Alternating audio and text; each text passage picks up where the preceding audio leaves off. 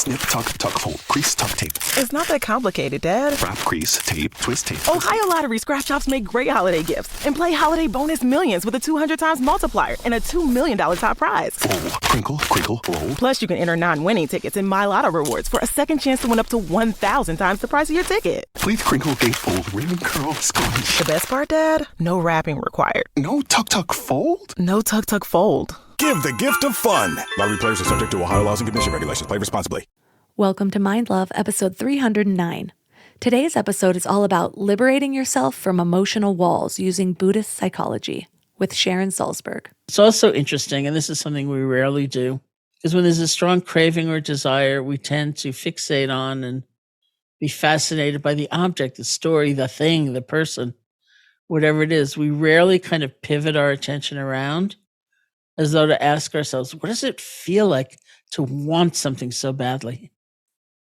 And we start with the body. Like, what does it feel like in my body to have this kind of yearning, this wanting? And then it's like we break it down to its component parts. It's like, what's the movie that's going on? And people discover very interesting things. Like people say things like, I didn't realize how much loneliness there was in the desire. I thought it was really about that thing or that person or that experience, but look at what was in the heart of it. Or I didn't realize there was so much sadness in that anger. And we learn so much from being able to look at the feeling itself. Turn up your frequency with Mind Love. Bite-sized brain hacks for seekers, dreamers, and doers. It's time to give your mind a little love with your host, Melissa Monti.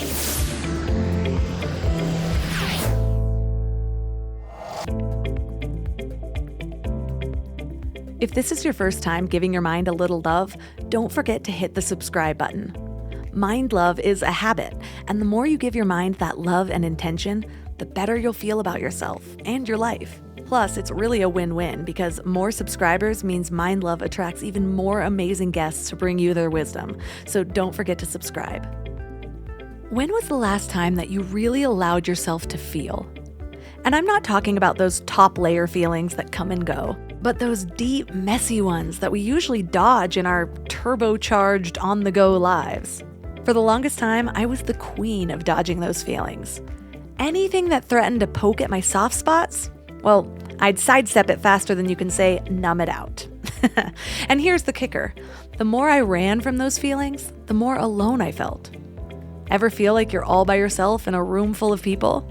Yeah, that was me, all day, every day. Like I'd created my own personal island, and not the tropical kind. So don't feel bad if you're nodding along, because this isn't really a unique problem. So many of us have been there, feeling like a stranger in our own life, disconnected from something deeper, from any meaning. But what if I told you that this disconnect isn't a bad thing, but maybe a stepping stone to something better? Let me introduce you to Buddhist psychology. It takes a hard look at this feeling of disconnection and it chalks it up to our mad scramble for the good stuff, running away from the bad stuff, and numbing out all of those in-betweens. Sound familiar? Well, what if we could flip the script? I still remember when it all clicked for me. I was on about day 48 of a meditation challenge, and I was sitting smack dab in the middle of nature, and suddenly I just started unpacking years of emotional baggage. Bit by bit, breath by breath, I had this realization of what it really means to embrace my feelings, even the ones I'd been avoiding like a bad date. If you've ever had a revelation like this before, you know what I'm talking about. But nothing can change around you except for your perspective of absolutely everything. Suddenly, instead of seeing my somewhere between 10 to 28 years of numbing and disconnection as a mistake or a regret, I had this understanding. I realized I was pushing away parts of myself and missing out on the whole human experience. Buddhist psychology teaches us, in the seeing, there's only the seen. In the hearing, there's only the heard. What does that mean? Well, it's about directly experiencing life, without judgment, without resistance, without your mind running a marathon in the background. And that's a little of what we're talking about today. So our guest today is Sharon Salzberg. She's a meditation pioneer, a world-renowned teacher, and a New York Times bestselling author. I first heard of Sharon Salzberg in the Headspace app, where she has a whole featured section in there, or at least she did when I began meditating. Well, she's one of the first people to bring mindfulness and loving kindness meditation to mainstream American culture over 45 years ago, inspiring generations of meditation teachers and wellness influencers. She's also the co-founder of the Insight Meditation Society and the author of 12 books, including the New York Times bestseller, Real Happiness. Her newest book is called Real Life: The Journey from Isolation to Openness and Freedom.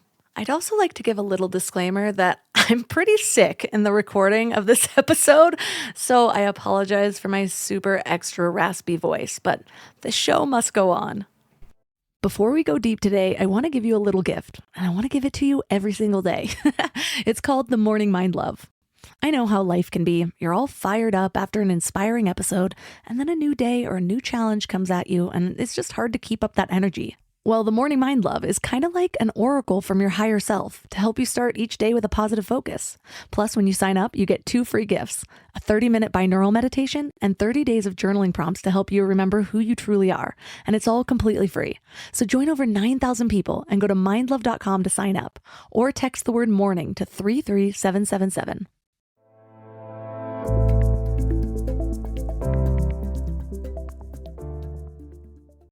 And now let's welcome Sharon Salzberg to the show.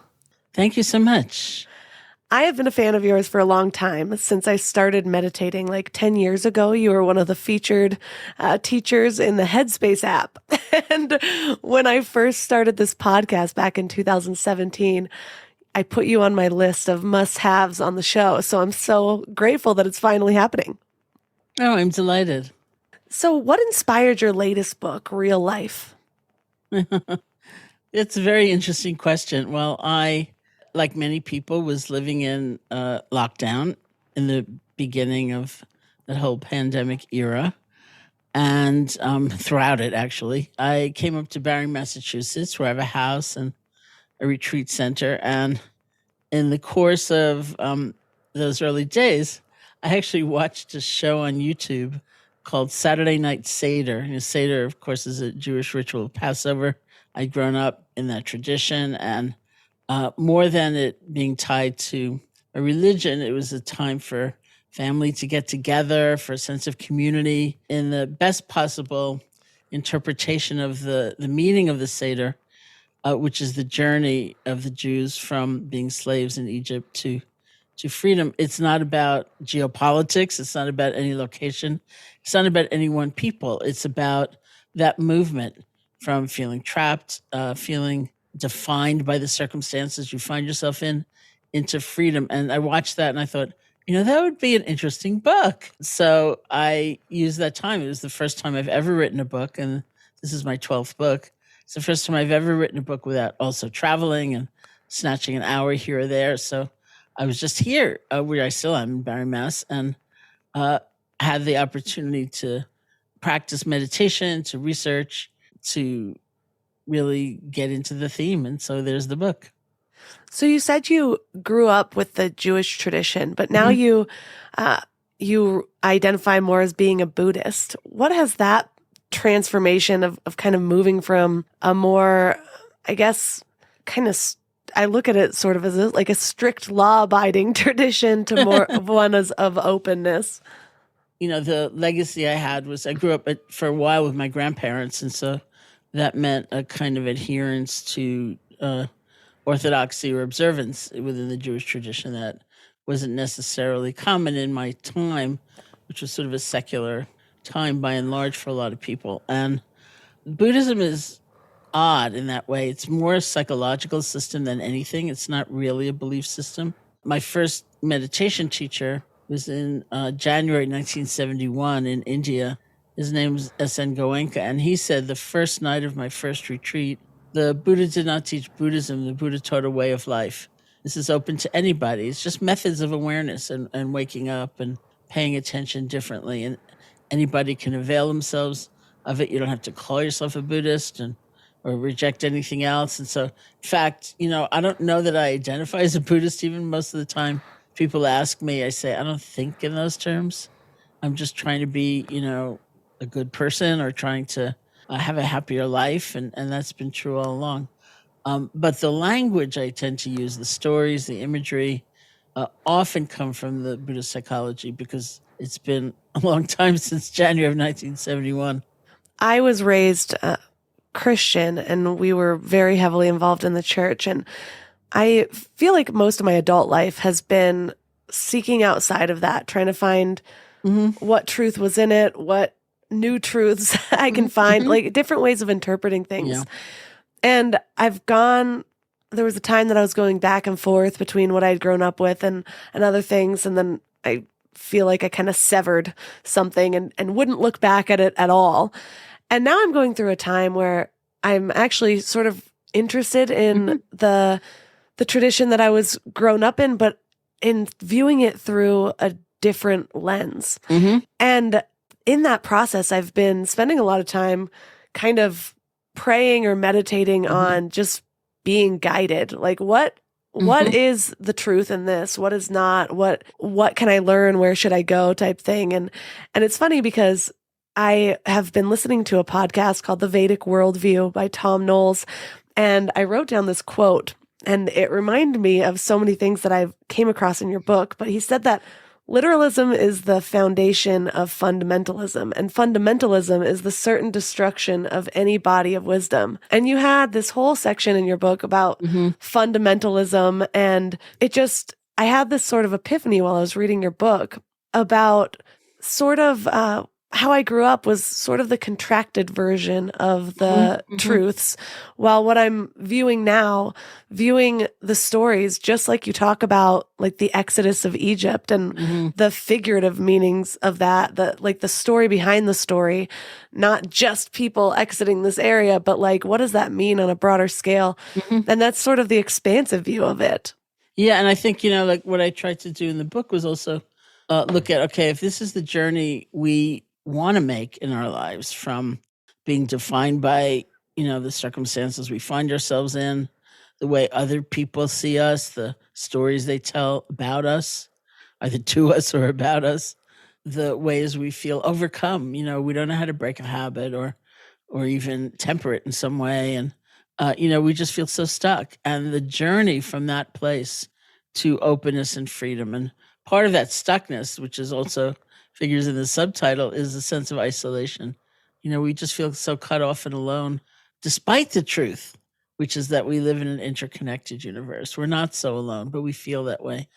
So I started looking at, okay, when do many of us tend to feel the most stuck, our world gets smallest, we feel the most limited, the most trapped. And, from the point of view of the Buddhist psychology, that would be grasping, like when we're clinging, aversion, like hatred or fear, and then delusion, which is just like being confused, being numb, being spaced out. And I tried to think of, okay, what are real kind of interesting and not so common interpretations of each of those states. And for grasping, I really explored like addictive tendencies. And for anger or hatred, I discovered something that was really interesting to me, which was sort of the role of shame in Western psychology, and how, it's held out sometimes as a really positive thing, like having a conscience or being sensitive, which is very important. But it more is kind of a lacerating self-hatred. And does it actually help us, make a change and be better or whatever? And no, the answer is no. And so that was really interesting to me, doing that research. And then for delusion, the kind of confusion, unsettledness, spaced outedness. Interestingly enough, there's a little twist of that, which manifests as fundamentalism, which doesn't come from certainty. It comes from doubt and fear. And, like the example is used of wandering around in the wilderness and seeking shelter anywhere. And you see some like a little hut somewhere and you think, that's it. That's going to protect me. That's going to keep me safe. And you go for it and you will not give it up, even if it's like falling down around your ears, that's it. And so that was also really powerful and interesting for me to explore. Yeah, I love how you called those the 3 root hindrances, because it really, those states really do cut us off from our core is how I view it. And I couldn't help but think I've spent so much of my life between the craving and grasping and the delusion. It was one or the other. And a lot of times I was numbing through the different addictive tendencies. yeah. And so Yes. I know that you said that you spent a lot of time in delusion as well. What does that look like?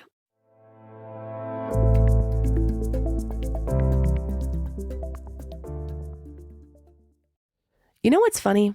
We spend so much time feeding our minds, reading books, listening to podcasts, learning new things, but then we grab whatever's convenient to feed our bodies. And I get it. Life is busy, and sometimes a drive-through feels like the only option. But that's why I take Field of Greens. It's a greens powder made with whole organic fruits and vegetables. No extracts, no lab-made stuff, and just 1 scoop a day gives you simple, real nutrition. Field of Greens feeds your body with fruits and vegetables medically chosen to support your heart, vital organs, and immune system. And let me tell you something. Since I started taking it, I've noticed these little changes that show me how nutrient depleted I must have been before. Like the ridges in my nails, gone. My sleep, so much better. And my stomach just feels happy. You know that dreaded afternoon crash that has you reaching for more coffee or sugary snacks? Well, that's not happening for me anymore. When your body is actually nourished, it runs so much better. I've tried other greens powders before, but Field of Greens is genuinely different. The quality is next level and you can taste it. It's become my go-to, especially on those days when my eating isn't exactly Instagram worthy, because we all have those days, right? And here's the thing. They are so confident that you'll love it too, that they offer a 100% money-back guarantee. That's how much they believe in their product. So I got you 15% off your first order and free rush shipping. Visit fieldofgreens.com and use promo code MINDLOVE. That's promo code MINDLOVE at fieldofgreens.com. Fieldofgreens.com. I don't know why it took me so long to invest in good bedding. I resisted it for years, but something flipped in me about 3 years ago. And now I'm basically a pillow connoisseur. I've tried them all, and I get weirdly excited about good bedding. Because here's the thing. We spend a third of our lives in bed, and the quality of that time affects literally everything else, which is why I'm so excited to tell you about my latest obsession, Lagoon Sleep Pillows. What sets them apart is their matching system. You take a quick 2-minute quiz about your sleep style and your preferences, and then they match you with your perfect pillow. I was matched with their Otter pillow, and I am so impressed. Lately, I've just needed more support, and this seems to cradle me in all the right places. I'm also low-key obsessed with their travel pillow, which I use for way more than just travel. I actually hug it, use it as leg support, and of course, take it on trips with me. Well, the secret is in their adjustable fill. You can add or remove it to get that perfect alignment for your spine. A study even found that the right supportive pillow can improve sleep quality by 63%.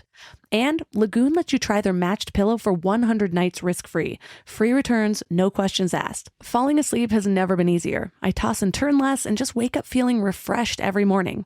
Go to lagoonsleep.com and take their awesome 2-minute sleep quiz to find your match. Use the code MIND for 15% off your first purchase.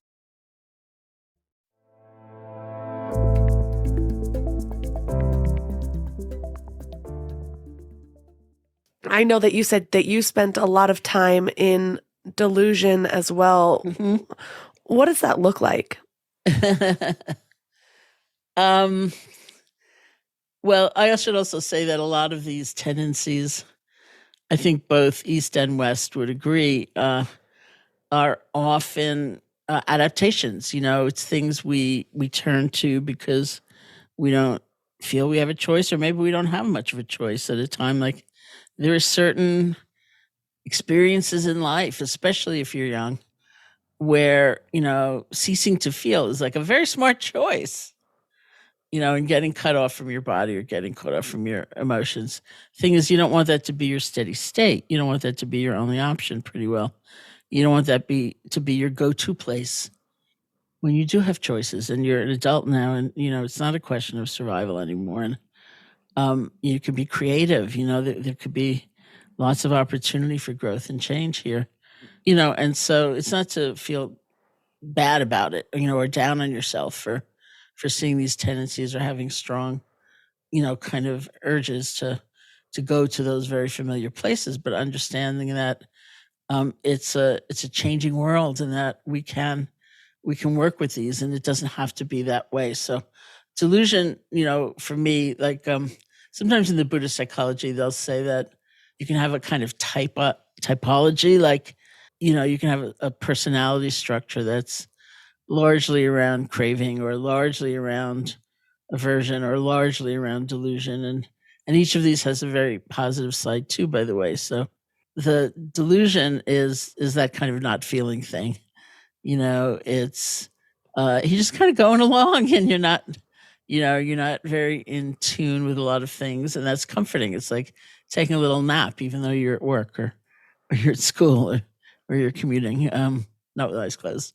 And it's being in this world of just, it's cloudy, it's good, it's fine.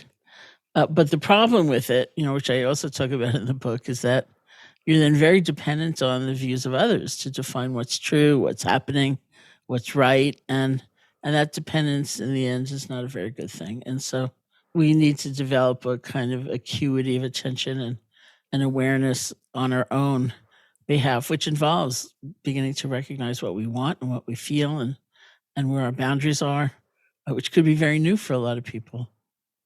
That was a big turning point in my life in general, was actually realizing that I rarely turned my attention inward. And if you would have asked me at that time, like, you wouldn't have been able to use those words and have it be the epiphany for me. It took me a long time to actually see, because I was thinking, well, I'm always in my head. I'm always overthinking things. Of course I'm inward. But I was overthinking what everyone else was thinking. Like I was making sure that I was fitting into what I thought everyone else wanted, what I thought was everyone else's version of success, what I thought was other people's version of cool or what looked good. And I was constantly trying to fit myself into that rather than turning inward and saying, like, what makes me uncomfortable? What makes me happy? Who am I? Yeah, exactly. And so actually being able to do that was like an aha moment that I never knew I needed, that unraveled over about 5 years of time. Yeah.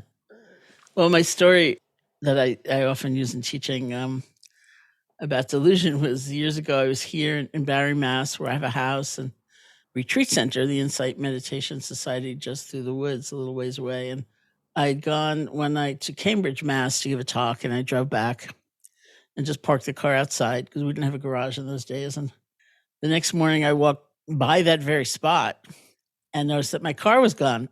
And I walked over through the forest to the retreat center to teach. And the first person I came upon in the staff dining room was, if anybody had taken the car, like to put gas in it or something, it would have been him. So I just kind of looked at him a little spaced out and I said, "You see my car?" And he said, "No." And he said, "Is it gone?" And I said, "Yeah, it's gone." Huh. And he said, "I didn't take your car." And then he looked at me and he said, this is the killer moment. He said, "Are you sure it's gone?" And I thought, am I sure it's gone? I walked right by that place. I'm sure I parked. There's nowhere else to park. Surely I would have noticed it. A car's a big thing, but is it gone or is it not gone? And that's the moment, right? Where we just give over everything to someone else. And I spent the morning like asking people, "Have you seen my car?" And somebody said to me, "Well, you just lent it to somebody and you forgot who." And then that rest of the morning I was thinking, who did I lend my car to? And I can't remember. And then, I came down again after working, and then I was back in the staff dining room and I asked somebody and someone else overheard me and said, "Oh, I know what happened to your car. Somebody had an emergency and it was the only car I could think of. So I told them, just take it." And then he said, "I didn't think you'd notice." But that's, it's comforting for sure, like being wrapped in a little cloak or something, but it's dangerous to give over our vision of what's true to someone else. Yeah, I think I spent 25 years doing that. Yeah.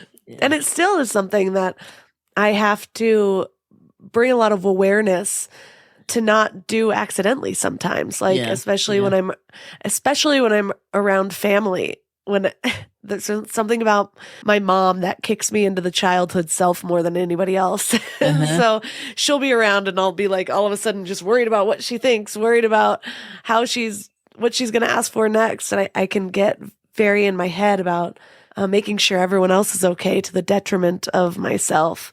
So we've talked about delusion. Can we go deeper into aversion? What does aversion encompass? Aversion is the dual sense of both anger and fear, because in the Buddhist psychology, they're the same state. They're two different forms of the same state. Anger being the outflowing, expressive, energized form, fear being the frozen, held in, imploding form of trying to strike out against what's happening, trying to separate from it, trying to declare it to be untrue. And there is a certain, especially in the anger form, something really useful in that. Obviously, the energy, not to be passive, not to be complacent, to be willing to draw boundaries. Sometimes there's a kind of truthfulness in anger. Like I often say that, if you're in a meeting or something like that, you may be counting on the angry person to kind of pierce social niceties. Like everyone else is studiously avoiding the hole in the carpet, and the angry person goes, "Look at that hole in the carpet," And so we count on them in some way. But again, if you're the person and you're perpetually discontented, and all you see in this room pretty well is the hole in the carpet, and you can't see the beautiful sconces, and you can't see the effort somebody put into the catering, and you can't see, it's a pretty dissatisfied life. And so I come back to, not calling that state bad or wrong. And I think we always have to honor whatever we're feeling and recognize it for what it is. But you don't necessarily want to be defined by your angriest time, and kind of carry that around all the time. In the Buddhist psychology, anger is described as being like a forest fire, which burns up its own support. So in other words, it can damage us. It can destroy us. And so what we want is that energy. We don't want to lose that ever. And even that clarity, that truth-telling ability, but not maybe the perpetual discontent. So you said a few minutes ago that there's a good side to all of these. Mm-hmm. Would that good side, how you mentioned, we don't want to lose the clarity and the truth-telling, is that considered the good side? Yeah, that is the good side. It's like a penetrating intelligence or wisdom. So what are the good sides to the other two, delusion and then the craving and grasping? Well, with delusion, which I'm very familiar with, the good side is a kind of evenness or balance or equanimity. But when you're really deluded, that equanimity comes from not noticing. When you learn to pay attention much more carefully and take in much more and sort of know what you're feeling and know what you yourself want, you can still have that kind of balance, but with awareness instead of a lack of awareness. Like I was always told by my friends that I, as a deluded type, was a delight to travel with because I'd never noticed anything, I traveled with a friend through China, and she said to me, we go to the hotel or whatever, and she said, "Do you mind if I take that bed over there?" And I say, "No, that's fine." And 20 minutes later, I said, "Why did you want that bed?"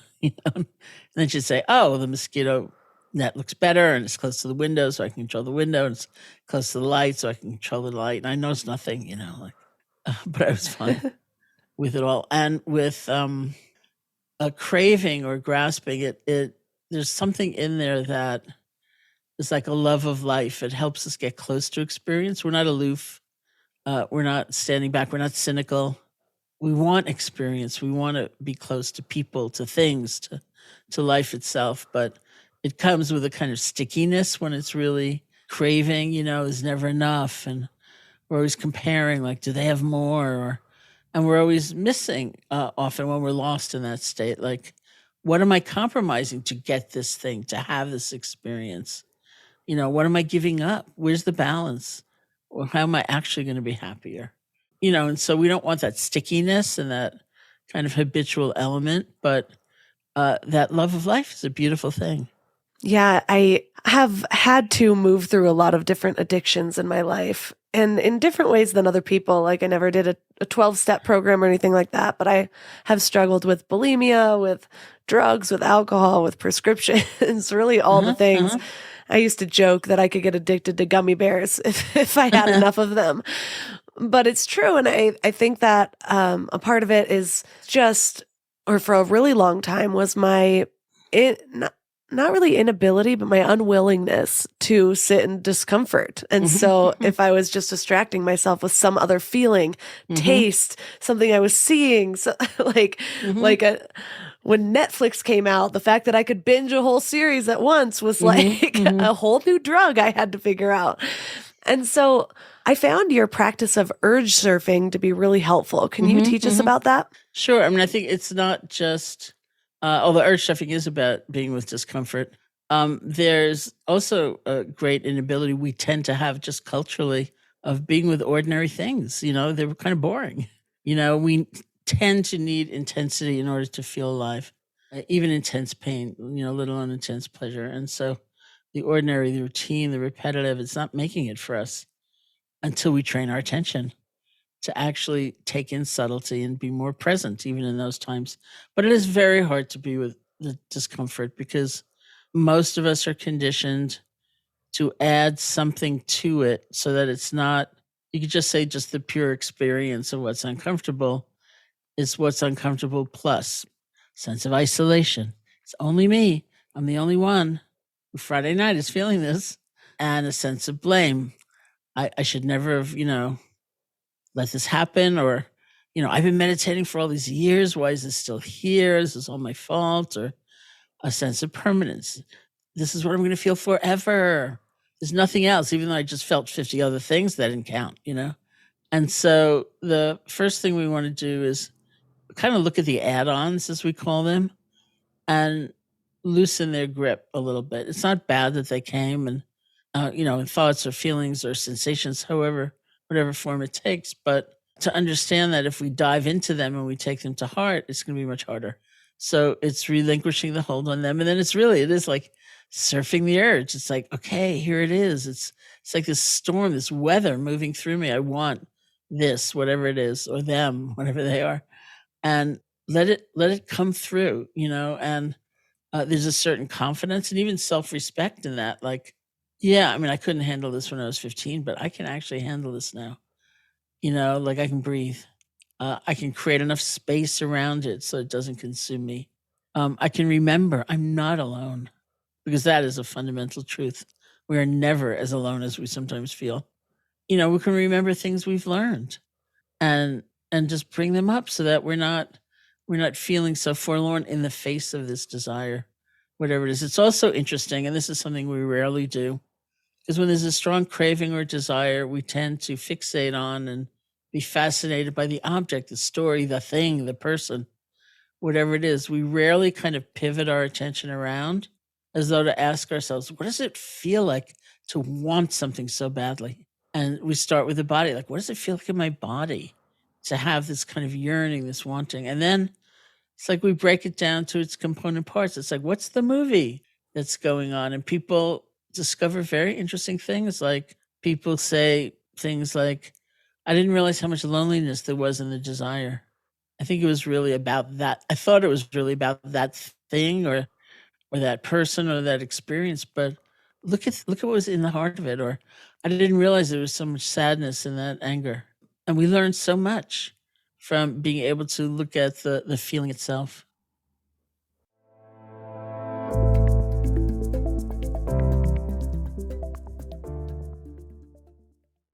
You know what's interesting about mindfulness? It's not just about being present in the moment. It's about being thoughtful about the future. We meditate, we exercise, we work on ourselves, all to create a better tomorrow, right? But there's one piece of the future planning puzzle that nobody likes to talk about. I get it. Life insurance feels heavy. But here's the thing. Just like meditation is an act of self-care, getting life insurance is an act of family care. It's about making sure your love continues to support your family, even when you're not there to do it yourself. That's why I want to tell you about SelectQuote. They're one of America's leading insurance brokers with nearly 40 years of experience helping over 2 million customers. Their licensed insurance agents work for you to tailor a life insurance policy for your individual needs in as little as 15 minutes. And here's what's cool. They actually reward you for taking care of yourself. If you're in good health, they work with carriers that could get you same-day coverage for up to $5 million. No medical exam required. And it's way more affordable than you might think. You could even get coverage for up to $1 million for as little as $20 per month. We just did this all recently after putting it off for years, and I can't tell you the peace of mind just from getting it done. So get the right life insurance for you for less at selectquote.com/mindlove. Go to selectquote.com/mindlove today to get started. That's selectquote.com/mindlove.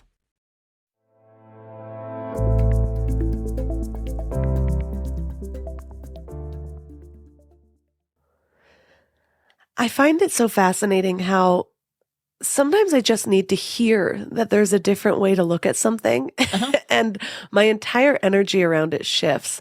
And I'm reminded of when I was living in LA, one thing I love about LA is just kind of the conscious community.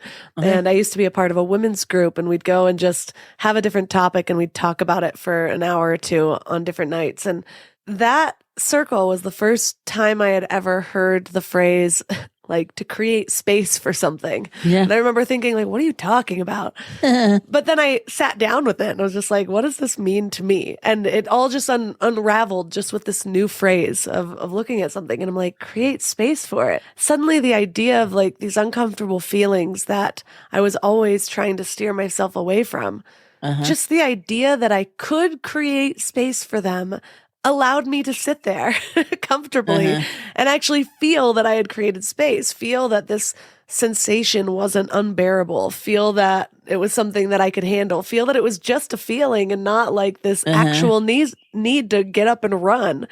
And so the idea of contraction versus expansiveness and like that ability to create space for it, it doesn't need, for me, it didn't need to be this lifelong practice.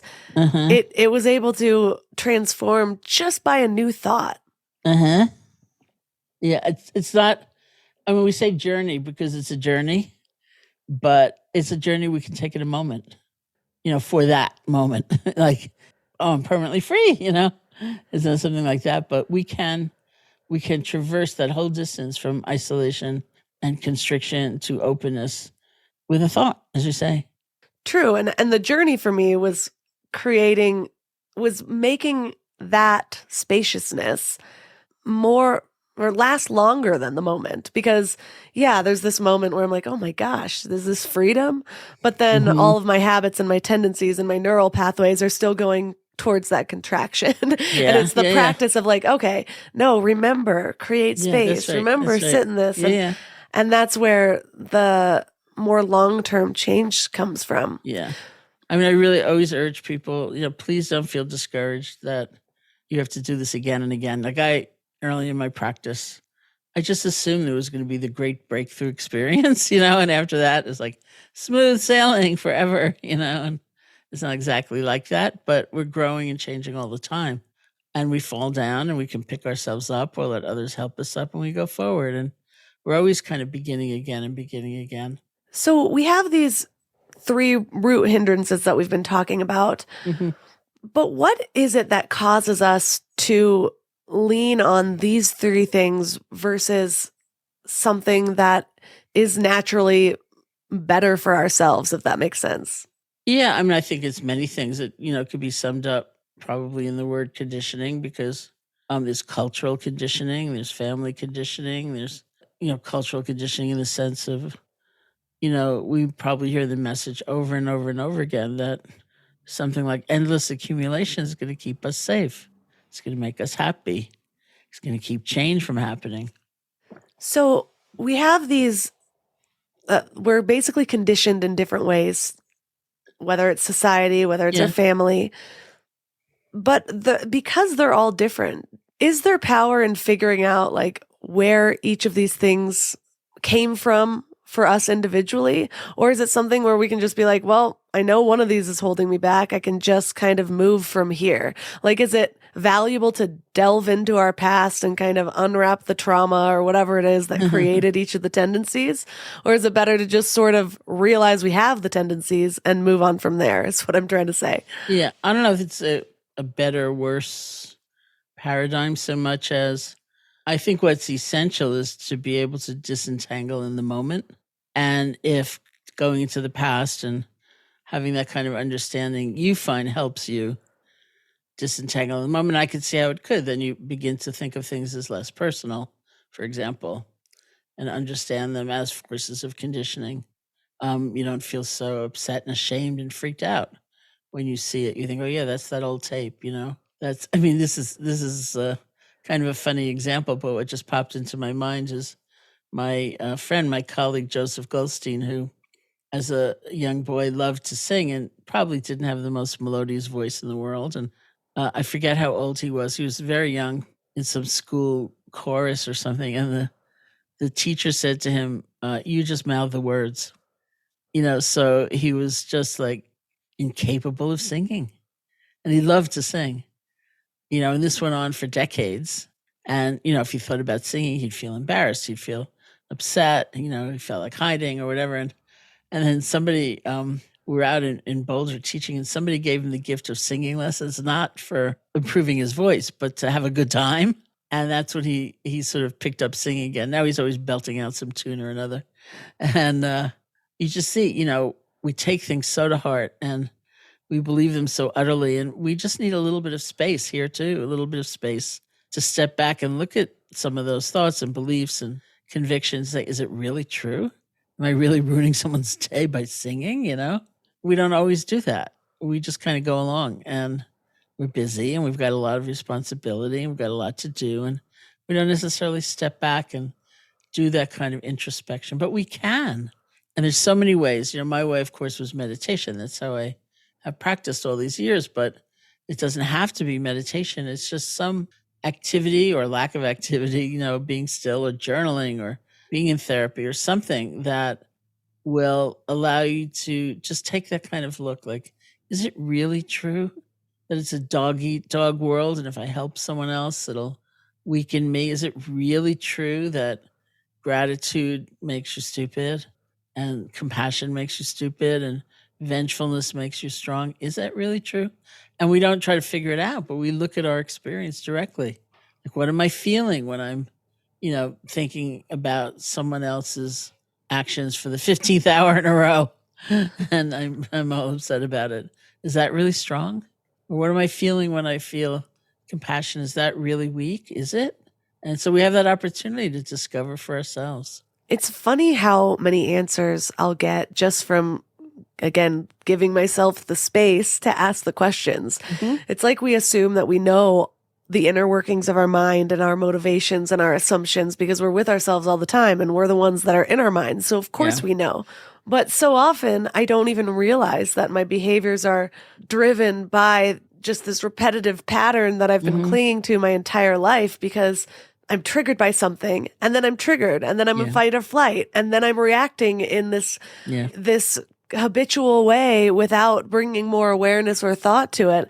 And so it's taken a really long time to get to the point of being like, wait, I'm in a cycle again and it's not comfortable. Can I unravel this a little bit? Can I step back a little bit? Can I ask a question? What's the first question that comes to mind? What's the first thing I feel like needs to be challenged?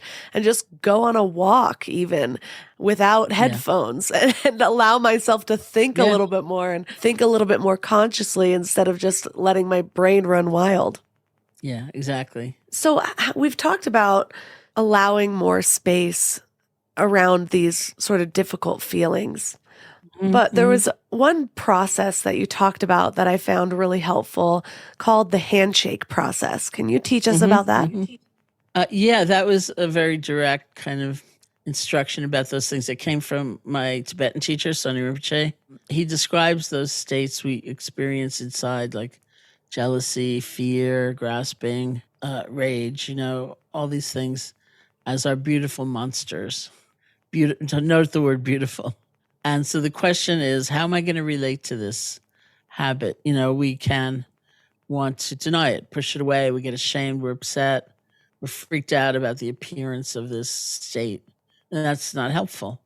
Or we can get consumed by it and overcome by it and start acting out from that place. And that is usually not that helpful either.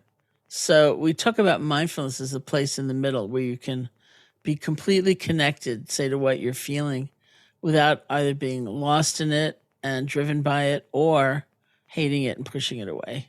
It's that place in the middle that we're cultivating. We actually train, to be more and more in that space. And so what he's describing that space as is handshake. It's like you're sitting at home minding your own business and the doorbell rings and you get up to answer the door and there's one of these visitors. You have many options. You can fling open the door and say, welcome home. It's all yours. It's like forgetting they're only visiting, that you live there, your awareness, your balance, your compassion actually live there. Or you can freak out and like try desperately to shut the door, only to find that visitor comes in the window or down the chimney or something. That's just not effective. It's not going to work. And so what do we do when we open the door? Can you be present? Can you kind of ground? Can you be centered? Can you recognize what's you're experiencing as a visitor? And in a way, be hospitable. Don't let them take over the house, but invite them in. And you're strong enough to do that. You can be a little kind and in the presence of that state, even as you don't let them take over. And so that's the whole delicate training that one goes through in cultivating mindfulness, so that you can more and more be in that place. And I like the way he expresses it as handshake. In other Tibetan teachings, they sometimes say, invite that force in for a meal. Keep an eye on them. Really, you don't have to be that upset about their presence. If anything, it's a state of some suffering if you get involved in it. And so you can have a little tenderness. So I used that example once in teaching a class, and someone in the room didn't like it. And I said, well, how about invite them in for a cup of tea? And they said, well, how about a cup of tea to go? And I said, okay, if that's the extent of your hospitality, that's fine. And I would say my favorite definition of mindfulness came years ago with this article in the New York Times about one of the very, very early pilot programs bringing mindfulness into the classroom. And it was a 4th grade classroom in Oakland. So the kids were like 9 or 10 years old. And so the journalist asked one of the kids, what is mindfulness? What is mindfulness? And what the kid said was, mindfulness means not hitting someone in the mouth. That's mindfulness. And I thought that is a great definition of mindfulness, because what does it imply? It implies, you're feeling angry when you're starting to feel angry, not after you've sent that email, not after you've lashed out at your kids, but as it's building. And it implies a certain balanced relationship to the anger, because if you're consumed by all of these different feelings that come, you're likely to hit a lot of people in the mouth, because life can be really frustrating. But at the same time, if you freak out, oh no, I'm angry, it's terrible, I'm bad, I'm awful, and you get tighter and tighter and tighter, and then you'll explode. And so mindfulness means you're really connected to what's going on. You're very aware of it. There is some space. And in that space, creativity can arise or options can appear. I like to think of that 9 or 10-year-old kid thinking, hit someone in the mouth last week. Didn't work out that well. Maybe I'll try my words, or something like that. And so it's not that you never do anything about anything, but there's a much greater range of possibility.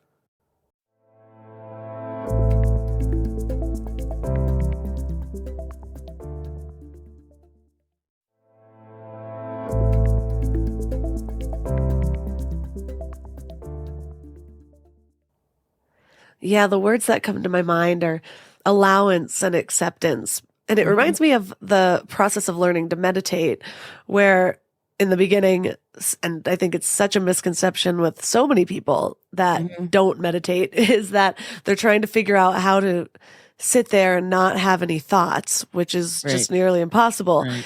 And I feel like the same misconception happens with a practice of mindfulness, where they're expecting to get to this place of not feeling anger, not feeling judgment.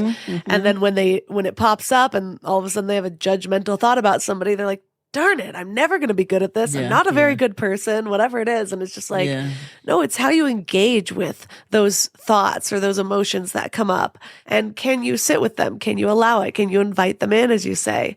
I have been reading this for some reason when I'm sick, which if listeners can't tell, I'm just getting over something, but I've been sick for the last week and I have a really hard time reading or watching anything that's intelligent beyond a certain level.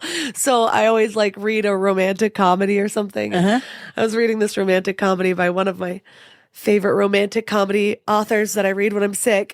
And the whole process or the whole storyline between these two people that were falling in love were being harmless to one another because they were both going through some traumatic things. And I just love that. It was like something I'm like, oh, I'm actually going to take a lesson away from this book that I thought I was just reading for fun.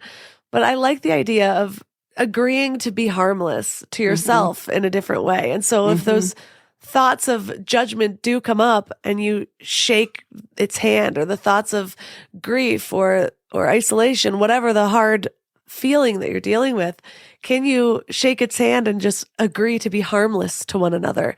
Trust that this feeling or this emotion is not going to be harmless to you if you sit with it, just as you aren't going to be harmless back by judging yourself for feeling it or thinking it. That's beautiful. So we've talked about learning to sit with emotions better and some different tools for dealing with it. But another thing that you talk about in your book is learning how to be better with difficult circumstances. And that can be so difficult because it's not just, oh, I can calm this thing within myself. Maybe you're actually living in an experience of chaos or hardship. So what's your process for learning to be better at kind of being in the difficult circumstances rather than running from it or doing one of the hindrances that we've talked about before?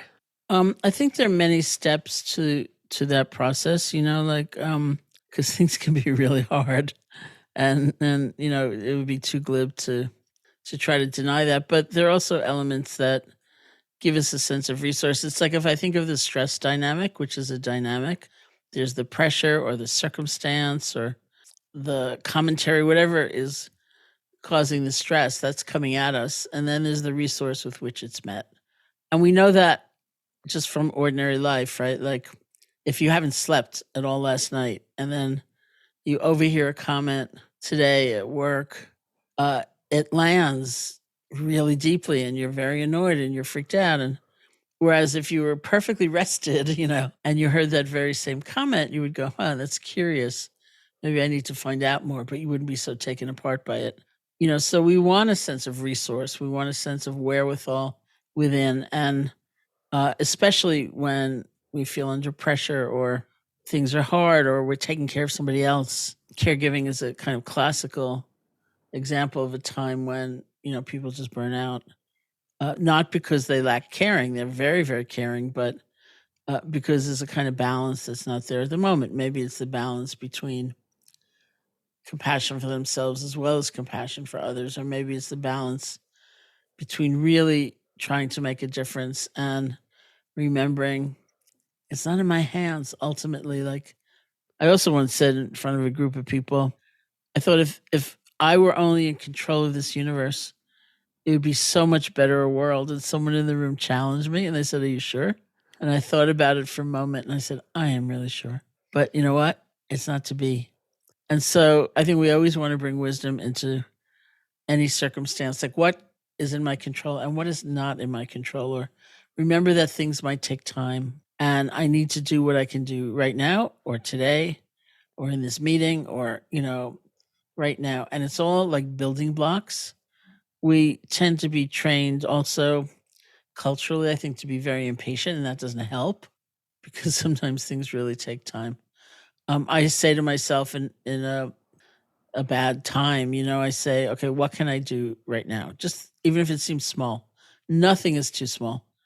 What is the thing I can remember? And the other part of it, which is also not that easy, is remembering to take in the joy, because sometimes we feel so bereft and so overcome. It's like I actually would ask myself as a practice, like, what do I have to be grateful for today? 3 small things. I'm still breathing. That is a good thing. Doesn't have to be grandiose or, those are the kinds of things we feel too overcome to pay attention to, or it seems too stupid. People often say, well, I don't know about like that gratitude practice because, that's like training yourself to accept crumbs, as you're being oppressed or something like that. But really, it's all about, it's like strength training.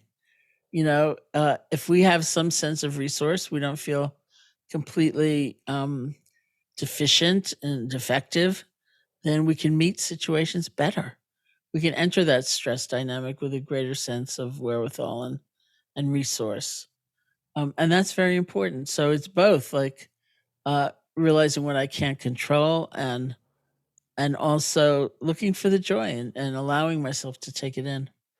Yeah. When you said the example of it's like allowing yourself to accept crumbs and be grateful for it, the first thing that came to my mind is just realizing that, well, whatever state that I'm in, even if things are hard, if I allow myself to stay there for long enough, I sometimes don't even realize when I've moved out of it because I'm so used to being stressed out or unhappy or yearning for more or grasping for something else that when I get more, I'm still reaching outside of that. I'm still grasping for more. And not to say that there's not something beautiful in trying to progress or trying to evolve or trying to make your life as beautiful as possible. But if you never train yourself to find that gratitude in what you do have, then nothing's ever going to feel like enough. I loved the word choice you used. You used a phrase in your book called widening the window of tolerance. Yeah. And I loved looking at it this way because so often we are in these contractive or constrictive states. And if we don't kind of push ourselves beyond that or learn to sit in the discomfort or use all of these tools that we've been talking about to move ourselves to a different state, it's like we've never really get to see ourselves or meet ourselves just beyond that. Yeah. And I've found that kind of following my curiosity sometimes of, well, this is how I've been living for this long, or this is what I'm used to. Who am I just beyond this state? Who am I just beyond this tendency? And even just asking myself that allows me to sort of widen that window a little bit more. But go deeper on this idea of widening the window of tolerance, because I just really loved that perspective. Well, that's a formulation that Dan Siegel made from the Western psychological point of view some time ago. And it's also, I found it really beautiful as well. And I would call it, in terms of the meditation practice, sometimes I call it stretching. What you just described. It's sort of like, it's realizing that I can be in a rut. I have a very accustomed way of seeing myself, seeing others. So I'm going to see what it's like when I just stretch, and not move from a true place to a phony place, but move from a true place to maybe another true place that gets very little airtime. Like, what's it like? There are any number of people in most people's lives, people who play some kind of function that we hardly notice. We tend to dehumanize or discount, checkout person in the supermarket, or somebody who, performs a service for us, maybe even quite regularly, that we don't tend to even really see fully. And if you realize that, then it's kind of like a moment of saying, I'm going to pay complete attention to this person. And what do we discover? We may discover many things. I was staying in New York once for a while, and in a certain neighborhood, and a writer friend of mine was living in the same neighborhood, and he showed me an advanced copy of his manuscript one day, and he was talking about this very thing. He was writing about this very thing. He was writing about going into the corner grocery store very often, and pretty well seeing the same person working behind the counter, and not really having much of a sense of her, being sort of indifferent to her, and except a very, very vague sense that maybe she was a little glum or a little unhappy or something like that, but very vague. And he was so shocked at his own inattention and indifference. He wrote, I realized I might as well have been a cash register with arms. She might as well have been a cash register with arms for all I really saw her. So he determined he was going to go into the store and pay absolute complete attention to her. And he did that. And the first thing he noticed in the store was that she was singing along to something on the radio. She had an exquisitely beautiful voice. So he said to her, wow, you have a really beautiful voice. And she lit up. She gave him this big, beautiful radiance. smile. So I was reading this story and I thought, wow, I know exactly who he's talking about. I'm in the same neighborhood. I go into the same store quite a lot. I know the woman. I too don't really pay any attention to her pretty much, except this very vague sense that maybe she's a little unhappy or something. So I thought, okay, I'm going to go into the store and I'm going to say to her, I've heard you have a really beautiful voice. I thought to say I've read you have a really beautiful voice is too weird, but I can say I've heard you have a really beautiful voice. I'm going to watch her, normally a little bit scowly kind of face, light up, and she's going to give me this big smile. So I went into the store, determined to do that. And the first thing I noticed was that she was already smiling radiantly. And I thought, okay. And I realized I hadn't taken her in at all. So how many people do we miss? How much of life do we miss because we're just not paying attention? Or, when I use that example of gratitude, it's like I'm so conditioned at the end of the day not to think of what I can be grateful for, but what went wrong? What can I complain about? And that's just where my mind goes. And it takes not force or coercion, but intention to say, what else happened today? Anything good? And all of these are like stretches and they make our world so much bigger. I love that. And I'm just having these like different sort of visuals of processes of healing for myself and seeing so much of the emotional turmoil or the inner turmoil that I've experienced, just looking at that through the lens of constriction and expansiveness it's just, we get that tunnel vision. It's our automatic response, but then we're just inside of ourselves. We feel isolated versus this feeling of expansiveness, whether you're giving space to your own emotions, but also you had defined love in this way that I really loved, but you described it as love as an embodied knowing of connection with ourselves, with another, with life. And that's so true. It's just actually seeing ourselves and as not just this solo being alone in the world, but of actually seeing our interconnectedness. And so for listeners out there, I absolutely love and recommend your book, Real Life. There's so many different authors that you mention in there that have been on this show, like Dr. Judd Brewer, Dr. Scott, Barry Kaufman, Dan Siegel, all of who have been on Mind Love. And so for listeners, it's a really great read to kind of bring a lot of the topics that we've talked about together. So is there anything else that you would like to share? Otherwise, where's the best place for listeners to find you? Probably my website, which is just SharonSalzberg.com. I think spell check is going to want to send you to the city in Austria instead of my name, which is spelled Salzberg, not URG. But that's probably the best place to see my schedule and such things.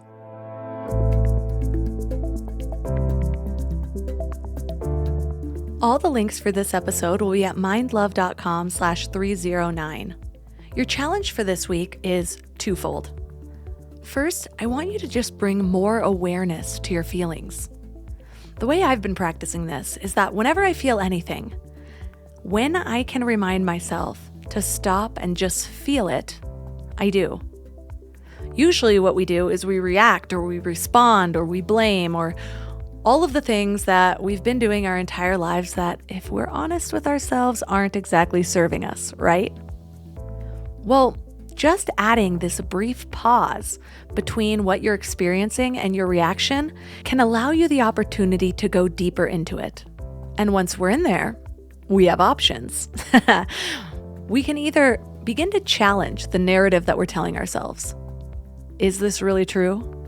Can I absolutely, without a shadow of a doubt, know this to be true? How do I react, or what happens when I believe that thought? Who would I be without that thought? You might recognize those questions from Byron Katie's The Work, which are still probably my four favorite questions to dive deeper into my own thinking. But besides just challenging our thoughts that we believe are creating our emotions, we can also just sit with the emotion. We can also just get curious about what that emotion feels like. What's my body doing? What do I feel inside? Do I feel energy anywhere? Do I feel blockages anywhere? Sitting with these feelings allows us to be with them as they move through us and pass rather than getting stuck within our bodies.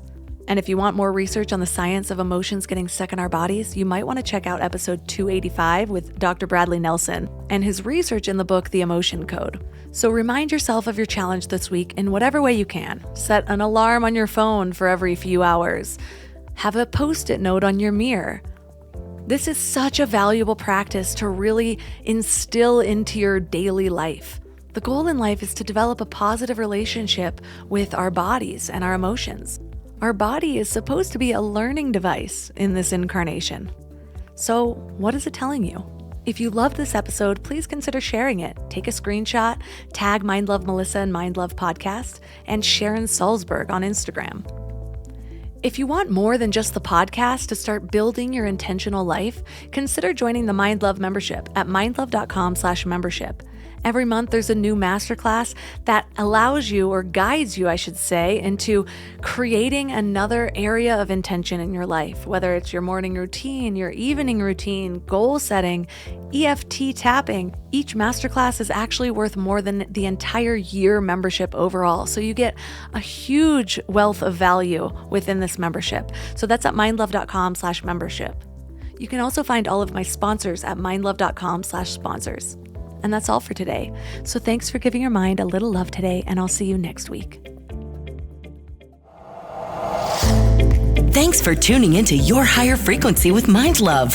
Head to mindlove.com for a free gift to keep your vibes up until next week.